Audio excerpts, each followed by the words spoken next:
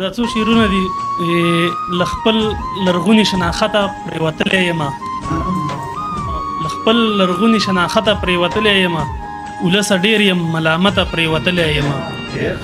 او په ځان خواري وکړم سنګار وکړم خو سیال نه شمه